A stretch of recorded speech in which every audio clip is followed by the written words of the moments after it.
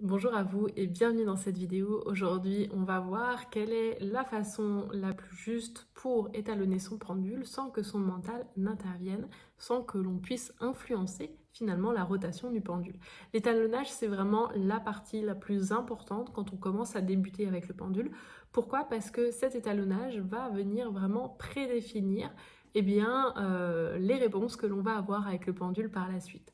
Alors, de quoi on a besoin pour étalonner le pendule? Eh bien, évidemment, on a besoin d'un pendule. Alors moi, je vais vous inviter à prendre plutôt un pendule. Si vous avez regardé la vidéo sur quel pendule choisir, un pendule avec un matériau neutre et plutôt un cordon, si vous débutez. Et puis, on va avoir besoin de deux objets qui sont un petit peu peut-être surprenants. Eh bien, ce sont un œuf et un coquetier.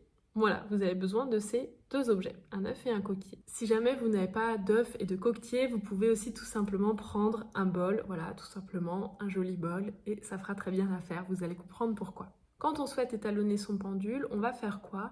Eh bien, on va essayer de comprendre le sens du pendule, c'est-à-dire que le pendule va toujours capter soit une énergie créatrice, soit une énergie destructrice.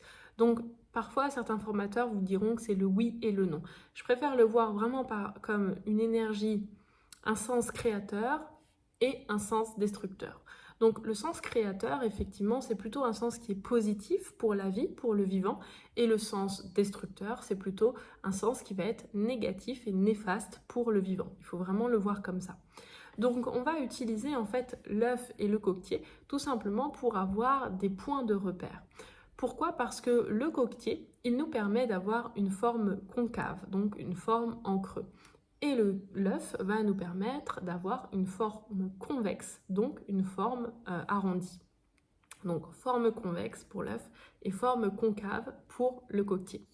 De la même façon, votre bol, vous aurez une forme concave, donc quand vous tenez le bol dans ce sens-là, et une forme convexe lorsque vous avez le bol dans ce sens-là.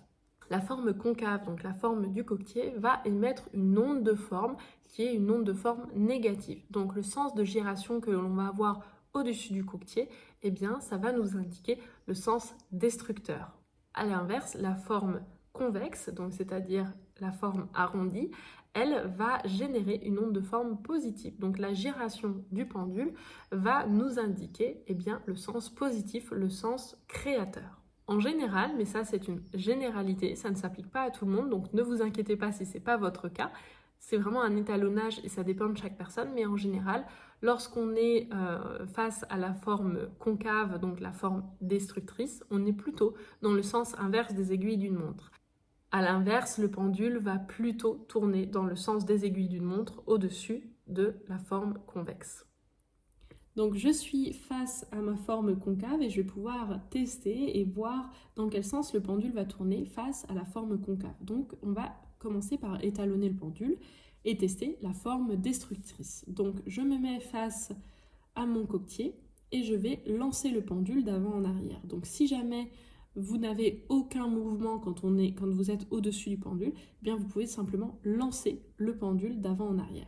Chose importante, ça n'est pas la peine de prendre le pendule avec une grande longueur de ficelle. Vous pouvez tout simplement prendre le pendule à 2-3 cm au-dessus.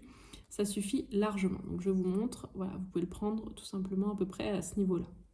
Donc vous allez lancer le pendule d'avant en arrière et ensuite vous allez laisser le pendule tourner dans un sens ou dans un autre. Donc soit dans le sens des aiguilles d'une montre, soit dans le sens inverse des aiguilles d'une montre. Dans tous les cas, retenez bien dans quel sens est-ce qu'il va. Donc par exemple, là pour moi, il va dans le sens contraire des aiguilles d'une montre. Donc je suis sur la forme concave, donc la forme négative, et il va dans le sens inverse des aiguilles d'une montre. Donc maintenant, vous pouvez faire exactement la même chose avec le bol. Donc le bol qui a une forme concave, vous pouvez faire exactement la même chose. Donc vous pouvez vous mettre un petit peu plus au-dessus et puis laisser du coup le pendule tourner dans un sens.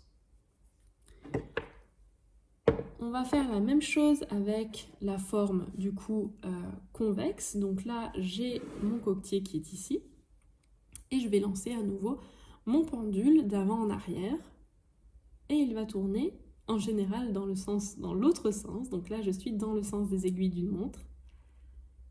Et ça me permet d'avoir mon sens positif, donc mon sens créateur.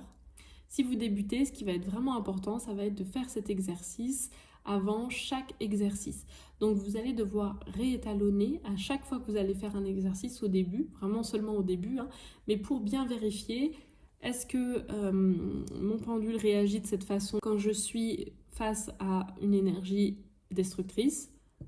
Ensuite, comment mon pendule réagit quand je suis face à une énergie positive et créatrice? L'objectif de cette vidéo était vraiment de vous aider à étalonner votre pendule. Si vous avez des questions, n'hésitez pas à les poser en commentaire. Et si vous êtes intéressé, vous pouvez nous rejoindre dans la formation pendule que j'ai créée pour apprendre le pendule de A à Z.